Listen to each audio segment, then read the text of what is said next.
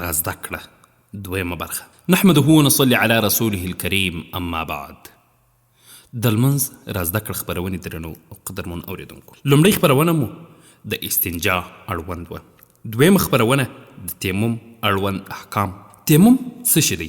تیمم یو بدیل طهارت دی چې کله اوبه نه وي یا د اوبو استعمال ضرر رسوي نو پر خاوره یا خاورې ته ورته شي باندې د پاکوالي لپاره کاریږي. تیمم د وضو او غسل دواړو بدیل کیدای شي. د تیمم د مشروع کېدو شرطونه: تیمم هغه وخت روا کیږي چې لاندې حالات موجود وي. لومړی، اوبه نه وي موندلي د شرعاً تلاش وروسته. دویم، اوبه موندلي وي خو استعمال ضرر لري لکه ناروغي، زخم یا سړه هوا. دریم، د اوبه موندلو ویره وي. که څوک ویره ولري چې که اوبه ولټوي یعنې لرې پسې ولاړ سي د ده مال، ځان یا ناموس ته خطر پیښیږي، په دغه وخت کې هم دی تیمم وهلی سي. اوبه لري خو ترې کار اخیستل بله ضروري اړتیا لري. مطلب دی په یو سفر روان دی، دومره اوبه ورسره دي چې دی اودس به وکړي، خو ده ته دا معلومیږي چې که زه دغه اوبه د اوداسه لپاره استعمال کړم ما ته نورې ستونزې جوړیږي، یعنې د څښلو چې زه بیا اوبه نسم پیدا کولی، د اوبو ویره وي نو بیا دی تیمم وهلی سي. پنځم، د اوبو ترڅنګ پردې نامحرم وي او اوبو ته لاسرسی د حیا خلاف وي. که چیرې یو ښځه یو تالاب یو داسې څه وي خو هلته نامحرم خلک وي، د حیا خلاف وي، بیا هم کولی سي چې تیمم ووهي.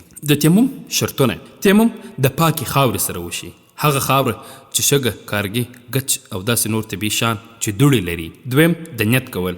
نیت د زړه قصد دی خو د خولې وینا هم مستحب ده. دریم، تیمم په خپل لاس سره وشي. څلورم، په بدن یا جامو کې داسې خن نه وي چې دوړه پرې ونه لګېږي. د تیمم طریقه: د نیت کول: زه تیمم کوم د وضو یا غسل لپاره چې لمونځ وکړم.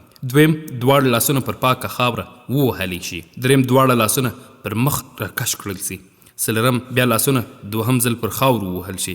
پنځم، ګین لاس پر شي لاس او بیا شي لاس پر ګین لاس تر څنګلو پورې راکش کړل سي. د تیمم ماتېدونکي شیان: هر هغه شی چې وضو ماتوي تیمم هم ماتوي. دویم، د اوبو پیدا کېدل او د استعمال قدرت، که وروسته له تیمم څخه اوبه پیدا شي. یعنې تا تیمم ووهئ، هغه وخت اوبه نه وې و چې ته راغلې، تا سا ولیدی، د اوبو سا یا تالاب دی ولیدی او ته د هغه د استعمال قدرت لرې، یعنې هغه اوبه استعمالولی سي، بس ستا تیمم خود به خوده مات سو، ته به اودس کوې. دریم، د تیمم د عذر له منځه تلل، که ناروغي شي یا خطر له منځه لاړ شي. مثال: ستا و مخته خو تالاب سته، اوبه پکښې دي خو تا ته خطر دی، که چیرې زه په اوبو اودس وکړم زما مرض زیاتیږي، یا یو زخم و داسې څه دي چې هغه د اوبو څخه بد وړي، که زه چیرې اودس وکړم نو زما دغه زخم یا بل څه ته تاوان رسیږي، او یا هم تا ته خطره وي، ستا مال، ستا ځان دې ته خطره وي چې هلته یا هم یو څیرونکی حیوان یا غل یا بل څه ولاړ وي، ته هلته اوبو ته نسې ورتلی.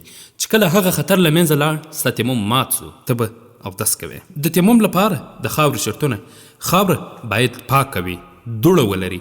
هغه شیان چې دوړه نه لري لکه مرمر، فلزات، شیشه، که دوړه پرې نه وي تیمم پرې نه کیږي. که دوړه پر کاغذ یا دیوال وي پرې تیمم کیدای شي.